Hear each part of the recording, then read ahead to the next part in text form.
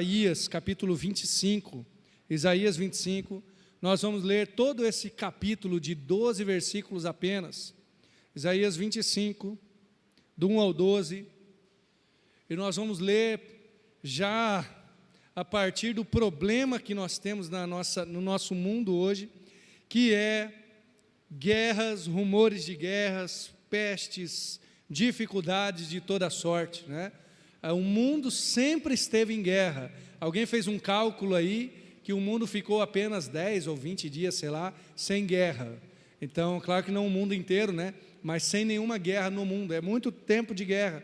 Nós temos aí a famosa guerra, né, da Rússia e da Ucrânia, Israel contra o Hamas ali na Palestina, mas a guerra na Síria continua acontecendo.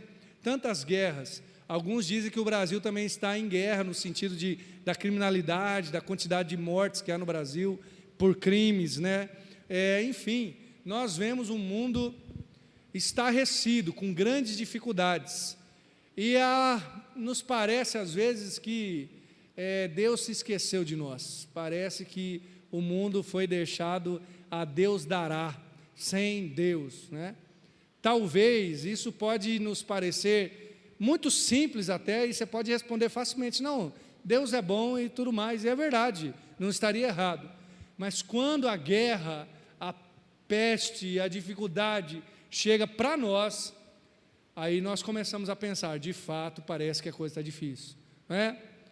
Ainda é relativamente fácil falar das dificuldades dos outros, mas quando essa dificuldade bate em nós, quando nós somos acometidos de alguma doença, pior ainda, né, quando algum ente querido nosso tem alguma coisa difícil, quando nós estamos em dificuldades, quando talvez somos vítimas de crimes ou coisas do tipo, mas o testemunho de Isaías, no mundo mais conturbado que o nosso, que era o mundo de Israel naquela época e o seu redor, Isaías vai testemunhar, Deus governa o mundo. Esse é o tema de hoje, o Deus que governa o mundo, porque Isaías é um teólogo, ele vai apresentar a Deus, antes mesmo do problema. O problema todo mundo conhece, mas e agora? O que Deus tem a ver com isso? Como que Deus lida com isso tudo?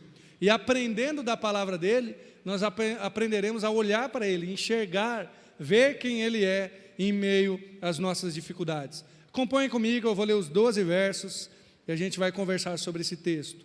Ó Senhor, Tu és o meu Deus, exaltar-te-ei e louvarei Teu nome, porque fizeste maravilhas. Os teus conselhos antigos são verdade e firmeza, porque da cidade fizeste um montão de pedras, e da cidade forte uma ruína, e do paço dos estranhos, que não seja mais cidade, e jamais se torne a edificar. Pelo que te glorificará um povo poderoso, e a cidade das nações formidáveis te temerá, porque foste a fortaleza do pobre, e a fortaleza do necessitado na sua angústia, refúgio contra a tempestade e sombra contra o calor, porque o sopro dos opressores é como a tempestade contra o muro, como o calor em lugar seco, tu abaterás o ímpeto dos estranhos, como se abranda o calor pela sombra da espessa nuvem, assim o cântico dos tiranos será humilhado.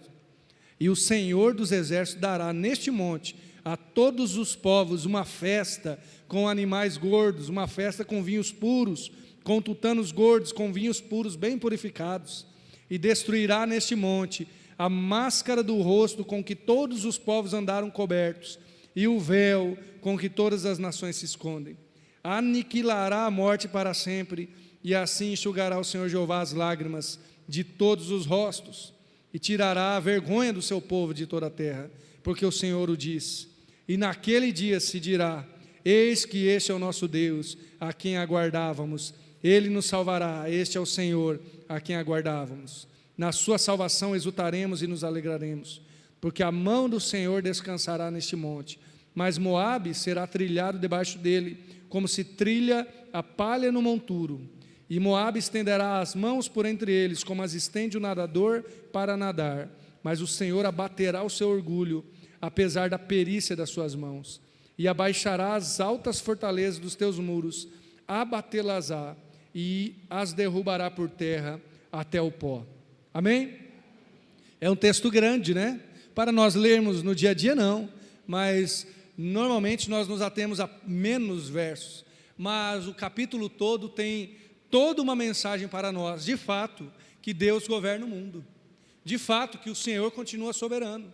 Agora, irmãos, não há dúvida de que Deus continua soberano, a questão é como conectar essas coisas.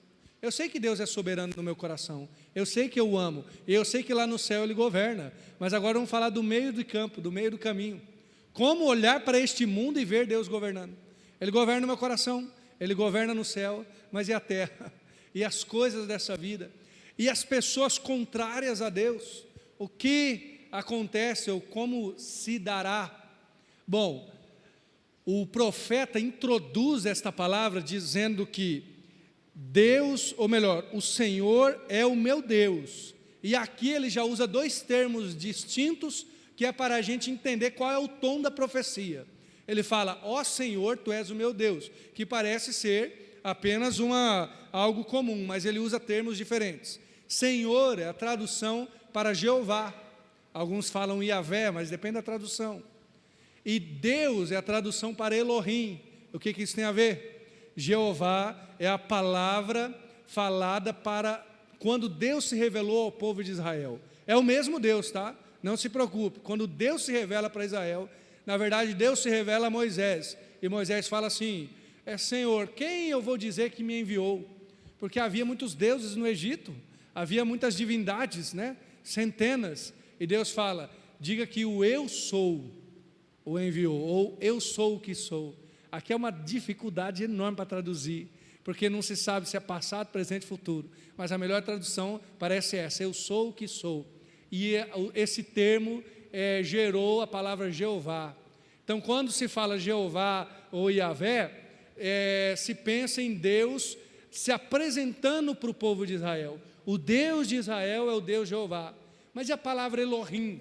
Elohim significa o Deus do universo, o Deus sobre todos. Não é dois deuses, mas títulos para o mesmo Deus. Agora perceba o que Isaías está fazendo aqui. Ele diz, Jeová, tu és o nosso Elohim. Deus de Israel é o Deus do mundo. É isso que ele está falando, é assim que ele começa a profecia dele. O Deus que nos chamou, que governa sobre este povo, este povinho, que o próprio Isaías chama bichinho de Jacó. Eu gosto desse apelido, parece carinhoso, né? É falando mal do povo, mas parece carinhoso. Ó bichinho de Jacó, o Deus que governa sobre o bichinho de Jacó, é o Deus exaltado sobre todos, que governa sobre todos. É este o tom, é assim que Isaías começa. Parece que ele está dizendo assim, vamos definir quem é esse Deus, antes da gente conversar sobre os problemas do mundo. Talvez seja aí as nossas dificuldades, porque a gente começa pensando nos problemas do mundo, e a gente fala, e aí Senhor, né? A gente olha para os problemas, e a gente talvez não olhe muito pouco para o Senhor. Isaías está definindo, o Deus que eu sirvo é o Deus Senhor sobre todos. Diz que perguntaram para uma criança certa vez, em tom de deboche a ela, você serve a Deus, aí qual que é o tamanho desse Deus que você serve? Aí a criança respondeu assim, olha, o Deus que eu sirvo, Ele é tão grande que cabe no mundo inteiro, mas Ele é tão pequeno que cabe no meu coração. Parece a resposta de Isaías, Ele é Jeová, é o Deus deste povo, pequeno, Israel era uma nação pequena, mas Ele é o Deus sobre todos. Quando nós olhamos para a igreja, irmãos, Deus é Senhor da igreja, Deus é Senhor da sua vida, é aquele ao qual Jesus fala, entra no teu quarto, o Pai te vê em secreto, te responderá, esse é o Deus que nos ouve, é o Senhor Jeová, Pai de nosso Senhor Jesus Cristo. Mas não é só porque Ele tem um relacionamento conosco, que Ele é pequeno, que Ele é irrisório, Ele é o Deus que governa o mundo. É sobre esta verdade que nós andamos, irmãos. Quando nós percebemos que o Deus que nos ouve, o Deus que ouve as nossas orações, é o Deus que governa o mundo, nós caminhamos e enxergamos a vida diferente. Apesar dEle não fazer tudo aquilo que nós queremos, mas Ele continua sendo Deus. Ainda no começo, ainda introdutoriamente, Isaías diz, Senhor, Tu és o meu Deus, eu louvarei o Teu nome, porque fizeste maravilhas, e os Teus conselhos não foram frustrados, né? Foram firmezas e verdade. Esse é o testemunho de Deus para Isaías, Ele faz maravilhas, e os seus conselhos, os seus planos, os seus projetos não são frustrados. Aqui vale também, irmãos, a gente definir ou regular o modo como nós vamos enxergar a Deus. Porque quando nós olhamos para o futuro, por vezes nós tememos. E alguns chegam a pensar assim: será que vai ter igreja daqui 100 anos? Será que eu vou passar por situações? Será que eu vou aguentar? Independente da dificuldade que você imagina. E aí, agora Isaías, para confiar em Deus para o futuro, ele olha para o passado. Não no sentido de retroceder, tá? Mas no sentido de enxergar o que Deus já fez. Deus, o Senhor é um Deus que faz maravilhas. Quando a gente teme pelo futuro, olhe para o que Deus já fez. Esse Deus que é Senhor da sua vida, do seu coração, e é Senhor do mundo todo. Olhe de onde Deus já te tirou. Olhe o que Deus já fez na sua vida. Olhe o que Deus já fez pela igreja do Senhor, de modo geral, e por esta igreja. Então, quando nós olhamos para o que Ele já fez, como testemunho de Isaías, que Ele tem feito maravilhas, nós podemos confiar no que Ele vai fazer. Quantos aqui talvez já foram livres da morte? Não é verdade? Quantos aqui já passaram por situações que dariam testemunho aqui a noite inteira? Então, quando nós olhamos para o que Deus já fez, nós podemos confiar no que Ele fará. Nenhum plano dele se frustrou, não é com você que vai se frustrar. Isso não quer dizer que os seus planos, os seus sonhos, seus desejos, seus mimos Ele vai cumprir, não. Mas isso quer dizer que os planos de Deus não são frustrados. E quais são esses planos para o mundo? Aí eu creio que Isaías apresenta, e vamos apresentar rapidamente aqui. Primeiramente, o que eu vou chamar hoje de política pública. Por quê? Quando nós vemos quem governa o mundo, que são os políticos, são os governos, eles têm suas metas, seu jeito de lidar com as coisas. Por isso, política pública. Quando você vê debate entre políticos, ou enfim, para serem eleitos, né, nesse sentido, eles apresentam a sua forma de gestão, forma de governo, na melhor das hipóteses, né, apresentam sua forma de governo. Qual que é a política pública de Deus? O que é que Ele pensa deste mundo? Estamos aqui, basicamente, de duas maneiras: como Deus trata o injusto e como Deus trata o justo, ou melhor, o que sofreu. Agora, a partir do verso 2, Deus vai falar por meio de Isaías que vai destruir a cidade, vai fazer um montão de pedras, cidade forte. Veja que é uma crescente aqui: cidade forte, passo, que também é fortaleza. A ideia aqui é que as ações injustas estão diante de um Deus justo. Nada que seja injusto não é visto por Deus. Nada. E por que isso é importante dizer? Por mais óbvio que seja. Porque quando nós somos injustiçados, nós olhamos para Deus e dizemos: o Senhor não está vendo. Nós lemos salmos, que os salmistas diziam isso: Senhor, olha para a nossa vergonha, olha para a nossa dificuldade, porque a impressão que dá é que Deus não está vendo. Lamentações diz: o Senhor se esqueceu de nós. O profeta Jeremias, gosto muito do profeta Jeremias, ele fala assim: eu não vou mais profetizar não, Deus me enganou. Olha Jeremias falando: Deus me enganou. Por quê? Quando Deus chama Jeremias, Ele fala: o povo não vai te ouvir, você vai profetizar para destruição, para desarraigar, desenraizar, nesse sentido. E claro que Jeremias acredita, mas na caminhada é difícil continuar assim. Chega uma hora que ele diz: eu não vou mais profetizar não, esse povo não me ouve, Deus me enganou, até que os ossos dele doem para que ele profetize. Deus vê a injustiça, Deus vê o que é injusto, e Ele propõe o seu caminho de justiça. Qual que é o caminho de justiça de Deus? Eu quero, claro, resumir aqui, mas para que a gente tenha confiança no Senhor. O caminho de justiça começa com a lei dEle. Deus fala o que é bom, o que é correto. Do Antigo ao Novo Testamento, é testemunhado que a lei de Deus é santa, justa e boa. Para aqueles que não estão na lei do Senhor, Deus traz longanimidade. É por isso que nós vemos gente tão má, ainda bem. Por quê? Porque Deus é longânimo, Deus é gracioso, irmãos. Ele refreia a sua ira na sua paciência, no seu longo ânimo.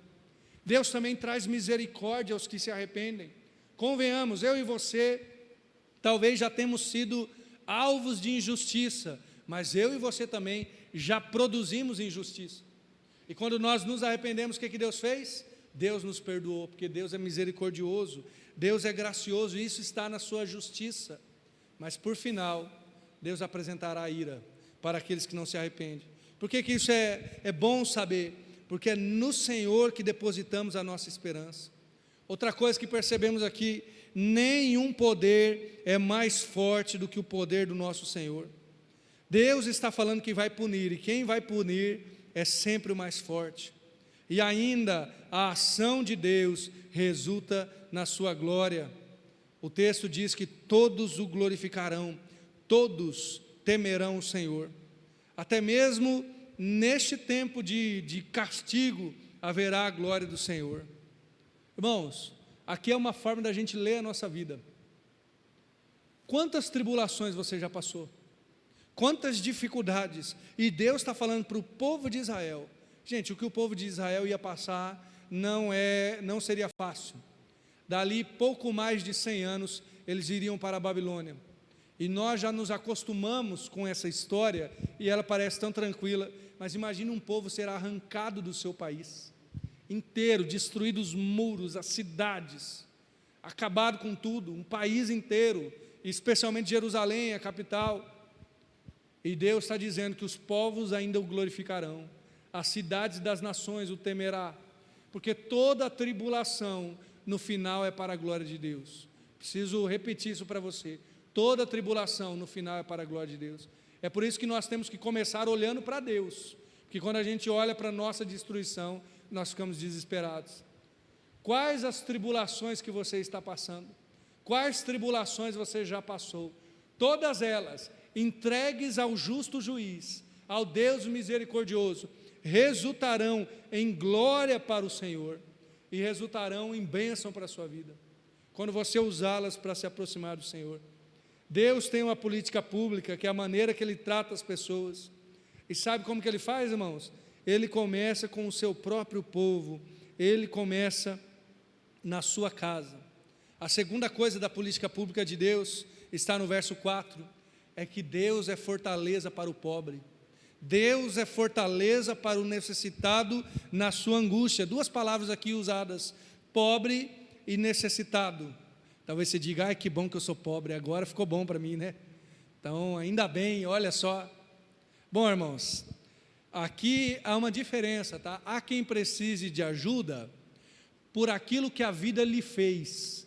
E nas Escrituras tem dois termos, três na verdade, mas dois são mais conhecidos: a viúva e o órfão. E o terceiro é o estrangeiro, né? Especialmente no Antigo Testamento.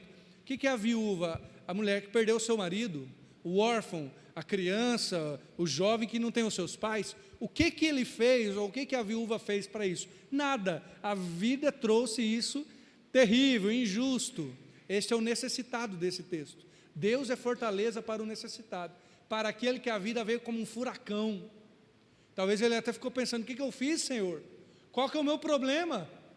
Qual que é o meu erro? Não que você e eu não sejamos pecadores, é verdade, mas não há uma relação direta entre o que a viúva, o órfão e o estrangeiro estariam sofrendo com o seu próprio pecado. O segundo grupo, apresentado primeiro aqui, é o pobre. O pobre. E aqui alguém vai dizer assim: então agora Deus quer enriquecer todo mundo. Não é isso não. A ideia não é você ficar multimilionário. Gostaria muito que fosse, mas a ideia não é essa. Pobre na Bíblia é usado dois termos intercambiáveis: pobre e um termo que hoje está meio gasto, na verdade, oprimido. Por quê? Pobre era aquele que era assim por causa das injustiças do mundo, porque alguém fez algum sistema ruim e ele empobreceu. Por exemplo, temos na lei de Deus que quando alguém lhe devia tudo, você não poderia tomar a capa. Sabe por que não? Porque a capa servia para dormir, para o cobertor. Então, mesmo que a pessoa te devesse tudo, a capa ficava com ele. Outra coisa que não poderia tirar: o instrumento de trabalho. Por que não? Porque senão a pessoa ia morrer de fome, não tinha como trabalhar. Outra coisa: alguém está te devendo, mas ele tem um moinho. O moinho é feito de duas pedras, né? E elas juntas, giram, e aí moe ali aquele trigo, o grão em si. Não pode tirar uma pedra. A pessoa não pode te pagar com uma pedra. Por quê? Porque senão ele deixava de ter o seu instrumento de trabalho, percebe? Então, alguns faziam isso, retiravam a capa, retiravam todo o instrumento de trabalho, e a pessoa não conseguiria se levantar mais. Este é o pobre injustiçado na Bíblia. Não é aquele que não trabalha apenas. Aliás, vale um detalhe aqui: a Bíblia apresenta pelo menos 4 tipos de pobreza. Um autor, um pastor chamado D.A. Carson, né, ele fala sobre isso. Quais são os 4 tipos de pobreza na Bíblia? Aí, ó, se você é pobre, tá? Perceba aí qual que é o seu, tá? Primeiro, existem votos de pobreza na Bíblia. E quanto a isso, a gente não precisa fazer nada. João Batista morava no deserto, comia gafanhoto, mel silvestre, vestia pelo de camelo. O que se pode fazer sobre ele? Nada. Glória a Deus pela vida dele, por seu voto de pobreza, né? Se você quiser fazer um voto de pobreza, pode fazer, eu te apoio, tá? Fica firme. Segundo tipo de pobreza na Bíblia e na vida também, é a de desastres naturais. Quando acontece algo, um terremoto, algo terrível, um furacão, a cidade inteira fica devastada. No Brasil, nós não temos isso, mas temos enchentes, né? Várias cidades. Vem, enche tudo, a pessoa perde tudo que está na casa. Gente, desesperador. Talvez a pobreza por causa disso. Terceiro tipo de pobreza, que não seja eu nem você, mas é o preguiçoso. Na Bíblia, o preguiçoso não é chamado de pobre, só chamado de preguiçoso mesmo, né? Vai ter com a formiga, preguiçoso, vai trabalhar, vai fazer alguma coisa. O apóstolo Paulo fala assim, olha, tem alguns que andam aí de maneira errada, de casa em casa, não querem trabalhar. Aí Paulo fala, quem não quiser trabalhar, não coma também. A Bíblia trata o preguiçoso como aquele que deve trabalhar, né? E o quarto tipo de pobreza, que também está nas Escrituras, é este aqui, é o que foi injustiçado, que tomaram tudo dele.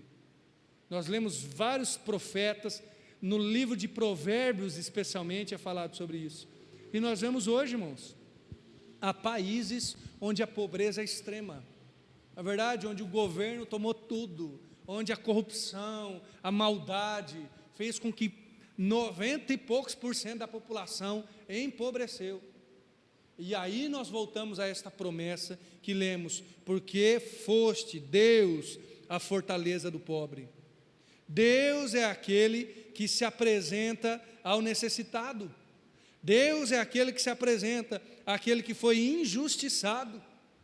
A viúva, o estrangeiro aqui era o que hoje a gente chama de refugiado, tá? Não é turista, não é aquele que perdeu tudo na sua terra e sai sem nada. Deus é Senhor do órfão e é Senhor daquele que foi injustiçado de várias maneiras. Deus se apresenta como refúgio e como fortaleza. Lá no livro de Tiago fala que o salário daqueles que trabalhavam e não recebiam, clamavam contra Deus. Até mesmo quem trabalha e não recebe o que é justo, Deus está enxergando, Deus está olhando. A lei de Deus protege o que não tem nada. A justiça de Deus é aplicada a todos. Mas vamos cavar um pouco mais? Vamos enxergar essa nossa justiça, irmãos? Porque até mesmo a justiça humana, por mais falha que seja, alguém já percebeu uma coisa? A justiça humana, pensa aí nos fóruns, tribunais, juízes, advogados, todos eles trabalham, ou deveriam trabalhar, para a causa da justiça, não é verdade? Vamos ser ingênuos aqui, vamos sonhar, né? Trabalham para a justiça, ou deveriam trabalhar. Mas da onde que vem essa ideia de justiça? O ser humano ainda tem uma fagulha de Deus no seu coração, ainda tem uma faísca de Deus no coração. Então, aqueles que são justos, que buscam a justiça, mesmo no mundo, eles estão trabalhando, mesmo sem saber, em prol da justiça de Deus. Deus ainda pode usar, mesmo os tribunais, mesmo os fóruns, apesar de tanta injustiça neste mundo. Por quê? Porque Ele é Senhor do necessitado, Ele é Senhor do pobre nesse sentido, né? Do oprimido, daquele que está injustiçado. É assim que nós vemos irmãos e irmãs em Cristo, em países perseguidos, clamando ao Senhor, clamando para que Deus tenha misericórdia. É assim que acontece conosco às vezes, quando temos uma causa e oramos, Deus, faça justiça, porque nós cremos que Deus pode ser Senhor da justiça em todo o tempo. Deus continua sendo justo, mas tudo isso, irmãos, aponta para uma justiça maior.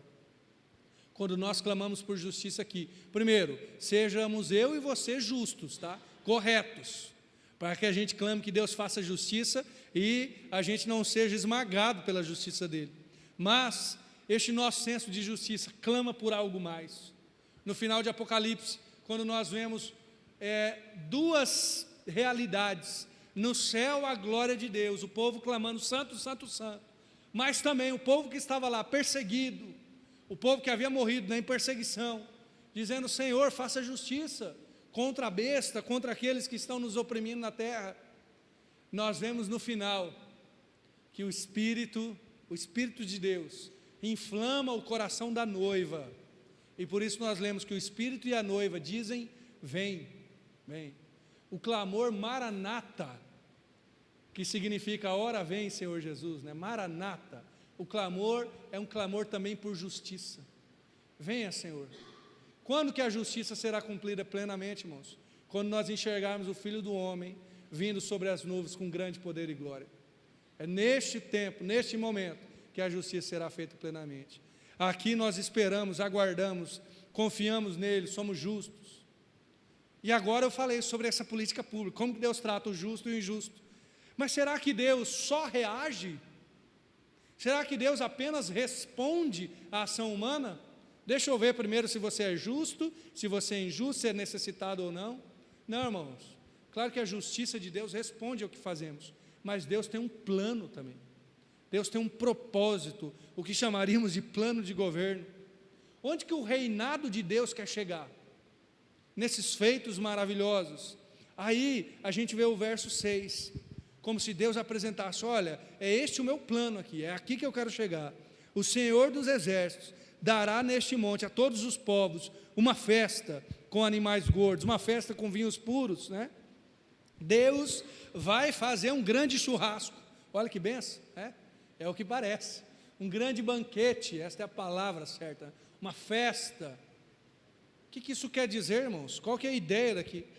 Deus está relembrando para o povo de Israel e para a igreja dele, qual o propósito do povo de Deus. Qual que é o propósito do povo de Deus? Você lembra quando o povo de Deus nasce?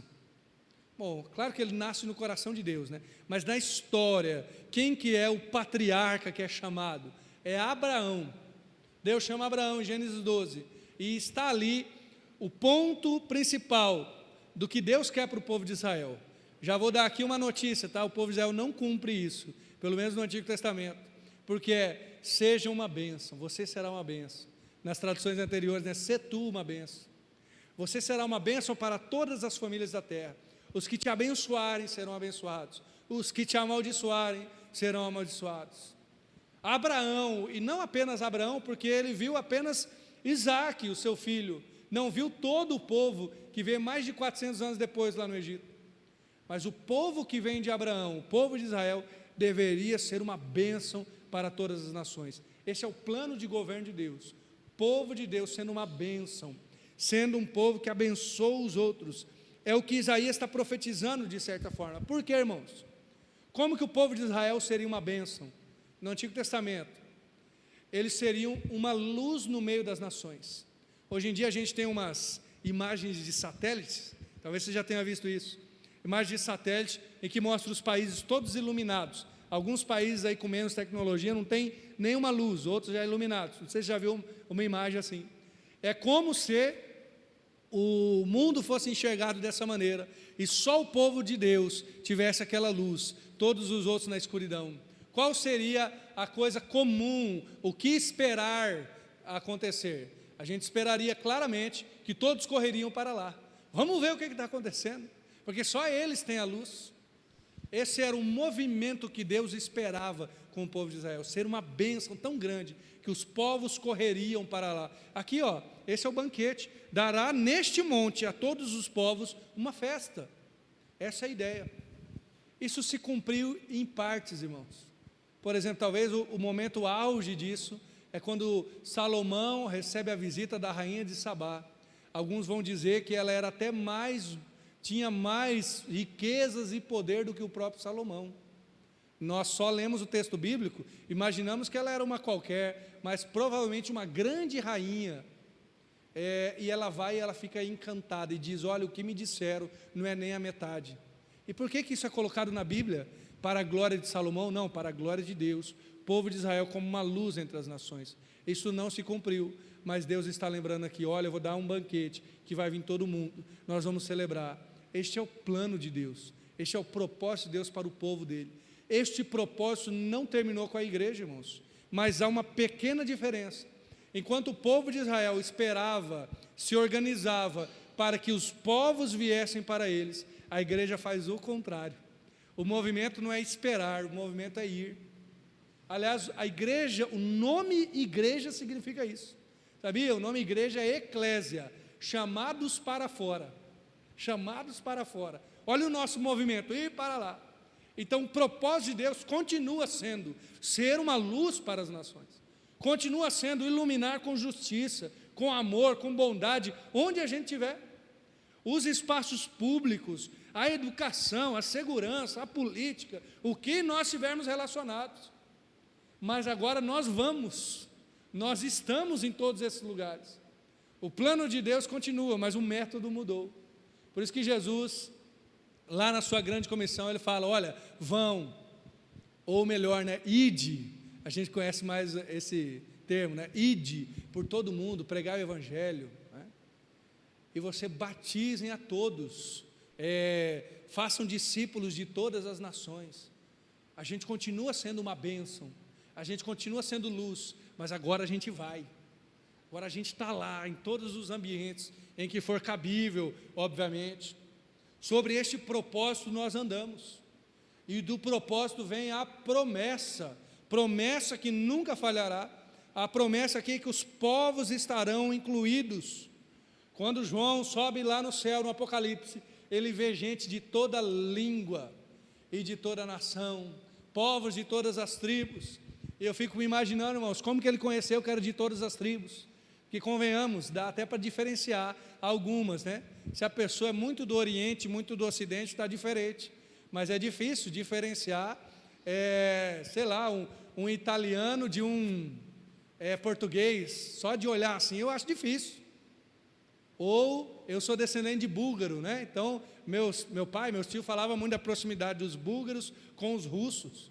Como que o apóstolo João foi lá e falou, todas as nações estão aqui. Primeiro, claro, Deus revelou, mas parece que Deus ainda permite que traços da cultura permaneçam lá. Há uma outra resposta também nisso. Talvez você já tenha feito essa pergunta, é mais curiosidade, tá? Que língua vai ser falada no céu? Você sabe qual língua vai ser falada no céu? Tinha um pastor americano aqui que falava que vai ser o português que vai ser falado no céu. Ele dizia que Deus não podia ter deixado de inventar uma língua tão difícil para jogar ela fora, não, vai ter que continuar, né? Mas a verdade é que ele vai lá e vê povos de todas as línguas. Todos os povos estarão lá com a sua cultura redimida, transformada para a glória de Deus. Percebe? É isso que nós estamos vendo aqui, Deus fazendo um grande banquete. Olha aí, por isso que crente gosta de comer bastante, né? Banquete, com festa, com vinho. O véu seria retirado de todas as nações. Essa é a promessa que nunca falha. Tito 2,11 fala que a graça de Deus se manifestou salvadora a todos os homens. Quando Jesus morre, o véu se rasga de alto a baixo, não de baixo a cima, de alto a baixo, porque é o Senhor quem rasgou o véu, e é construído um novo e vivo caminho. É sobre este propósito e sobre esta promessa que nós caminhamos, irmãos, sobre este grande banquete, e nós vivemos assim, continuamos no propósito de Deus, sabendo que nós fomos chamados como povo que ilumina a terra com a glória de Deus. E não parece, irmãos, não parece que é por acaso que Isaías relembra o nosso propósito, ou o propósito de Israel ali, de dar um banquete, de vir todos os povos, e antes, nos versos antes, ele falou sobre justiça. Como que a igreja vai iluminar as nações?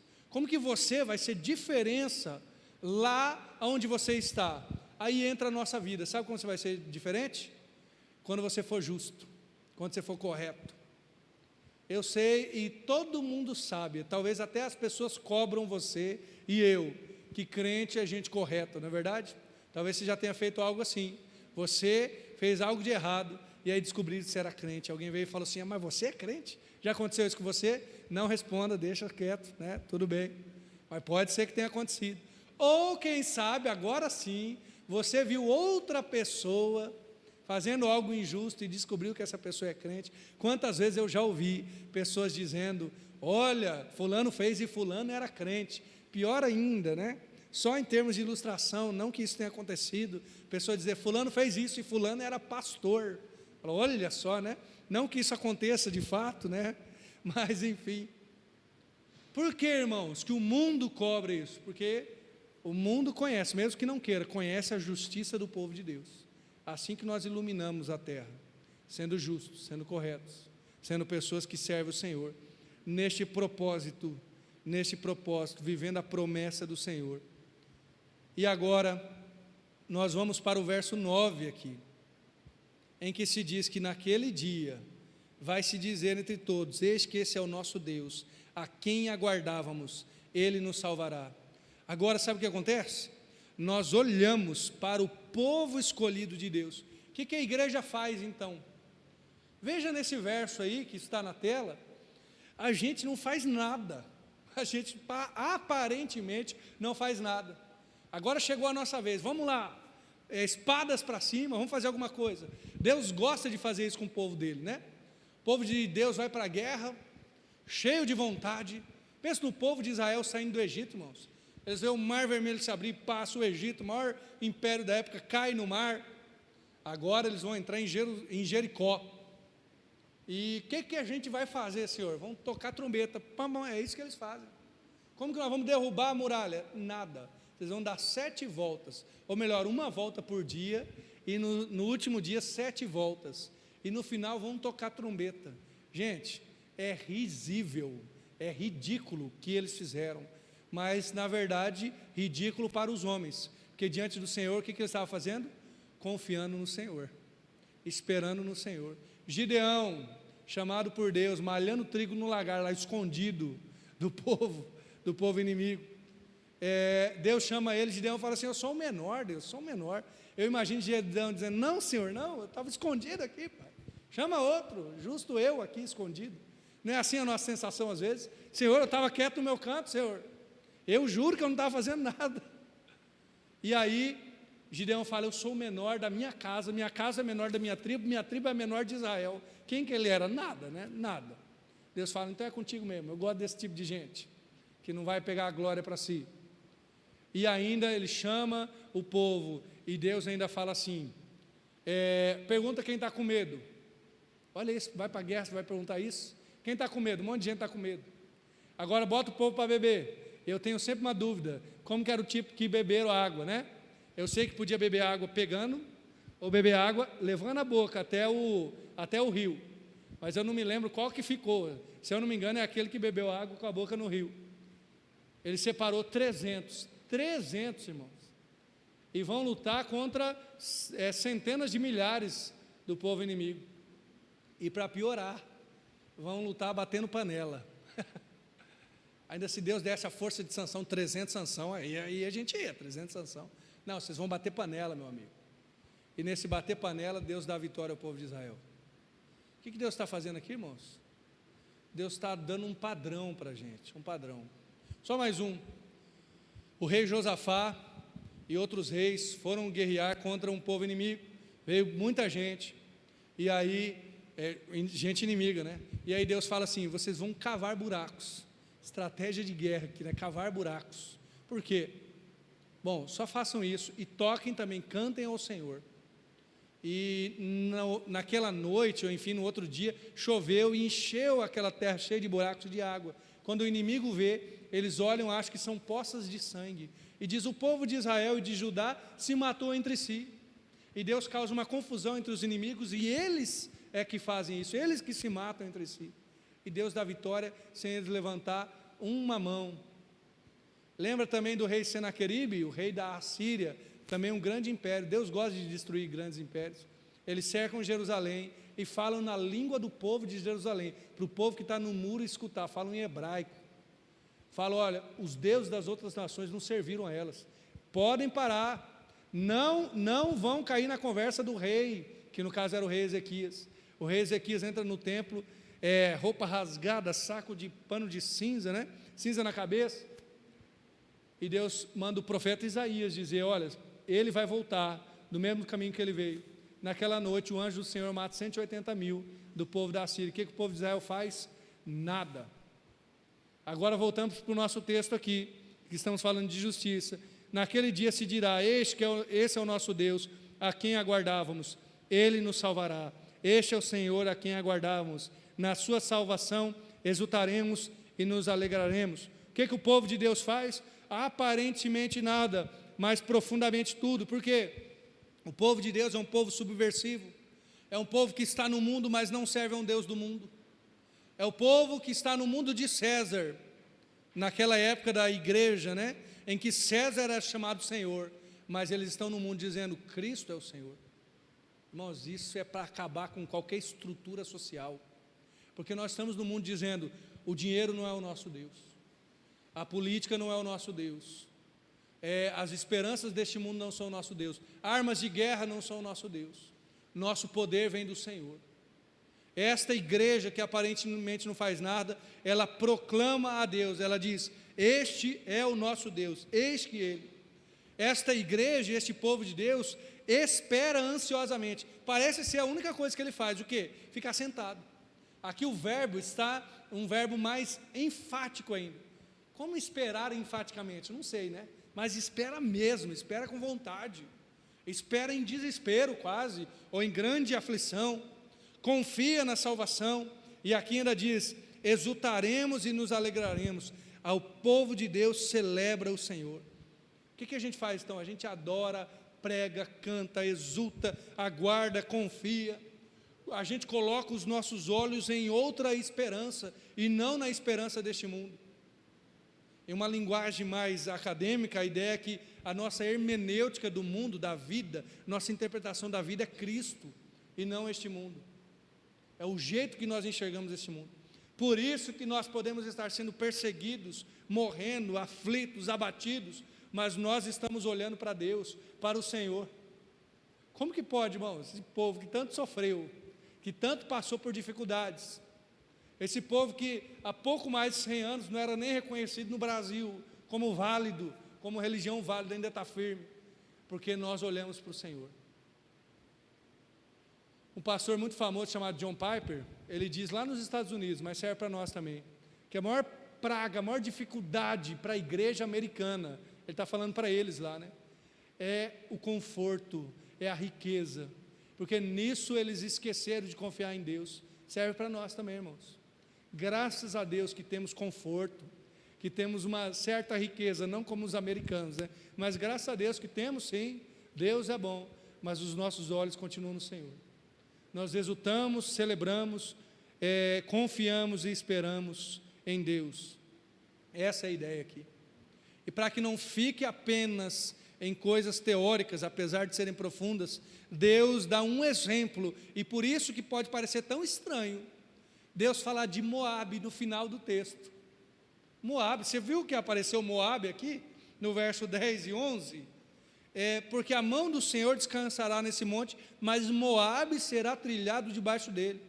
Agora, nós vamos para uma parte prática. Moabe era um povo que era contra o povo de Deus, desde sempre, desde que existe Moabe, eles eram contra o povo de Deus, ou melhor, né? Desde que o povo sai da terra prometida, eles não deixam passar na terra deles, e sempre contra.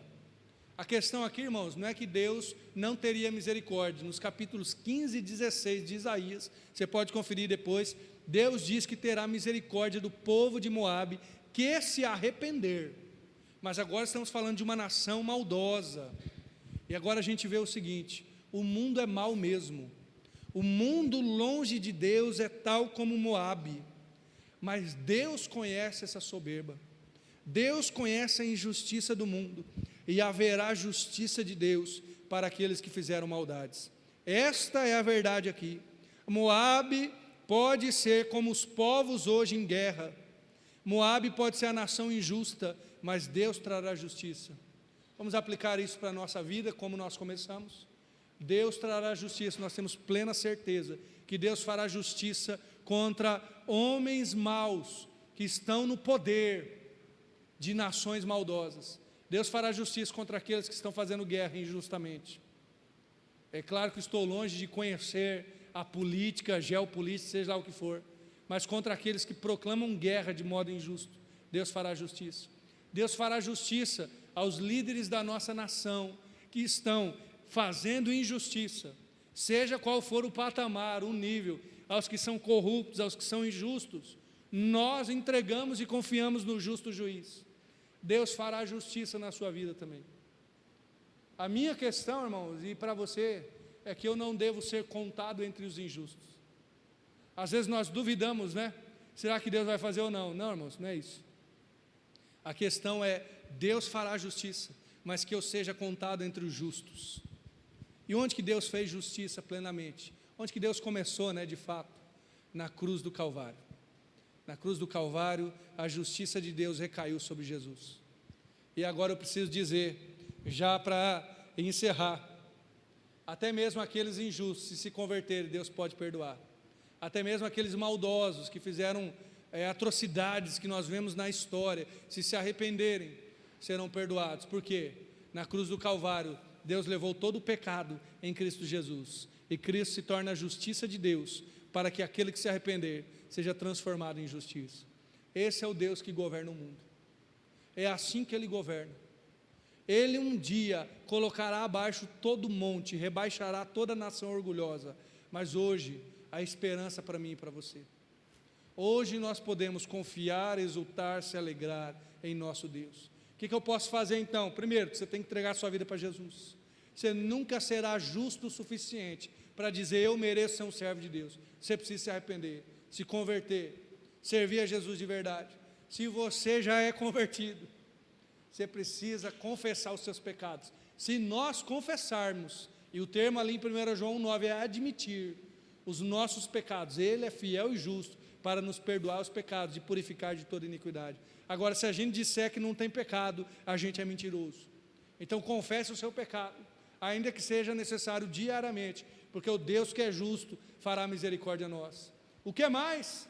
Eu posso olhar para a minha vida, talvez você esteja sendo alvo de injustiça, alvo de dificuldade, e agora sim é um exercício de fé, olhar para a sua vida sendo injustiçado e confiar no justo juiz, dizer o Senhor vai reverter essa injustiça, essa dificuldade, essa angústia, essa tristeza, para a glória dEle, para o meu benefício. E por benefício aqui, não é para você ser honrado, aplaudido, não, é para você conhecer mais a Cristo. Deus transformará tudo que parece injusto em lenha para queimar na sua fogueira da justiça. Deus fará, tanto na sua vida como na minha, mas cabe a nós olharmos para Ele, confiarmos nele, como diz o texto aqui, este é o nosso Deus, nós alegraremos, exultaremos nesse Deus. E eu quero fazer em oração esse exercício contigo. Eu quero orar e te desafiar a colocar aquilo que está acontecendo contigo, seja injustiça, seja dificuldade, tribulação, e dizer, Senhor, que isso seja revertido para a glória do Senhor, para a justiça do Senhor, porque eu sei que o Senhor governa o mundo, eu sei que o Senhor governa todas as coisas. Vamos orar?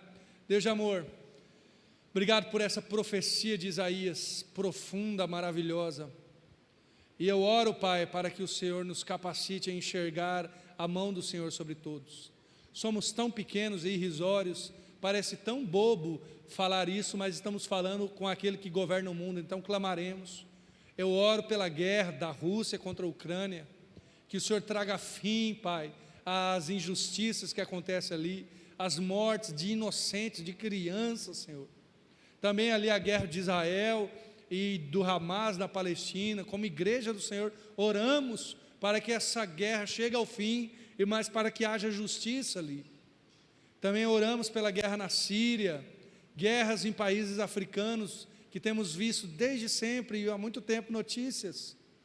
Senhor, a guerra que acontece no Brasil, da criminalidade, colocamos tudo isso diante do Senhor, mas oramos também pelas injustiças na nossa vida, aqueles que estão sendo alvo de acusações injustas, Senhor, entregamos a Ti, justo juiz. Aqueles que estão ouvindo coisas que não deveriam, que estão sendo acusados do que não fizeram, o Senhor é bom, clamamos para que o Senhor faça justiça. Aqueles que estão passando por tribulações, angústia, tal como o órfão, a viúva, o desamparado, o necessitado, Tu és a fortaleza do necessitado. Nós clamamos por isso, Deus, mas em especial clamamos por nós, para que o nosso coração continue confiando em Ti, para que ainda que a gente esteja abatido, mas não desamparado, ainda que a gente esteja perseguido, mas não desanimado, em nome de Jesus, ainda que haja morte em nós, que possa brotar a vida do Senhor através disso. mas só o Senhor pode fazer isso. Só o Senhor pode pegar o coração aflito e tornar um coração contente na tua presença. Por isso nós estamos orando, Senhor, porque esse poder não está nas minhas mãos, mas está nas mãos do Senhor. Eu entrego aqui todo aquele que está abatido, com aflição familiar, com aflição física, emocional, no seu emprego, nas suas finanças, nos seus projetos. Entregamos a Ti, Senhor, justo juiz, e cremos que os Seus planos são maiores, são melhores do que os nossos. Oramos em nome de Jesus. Amém.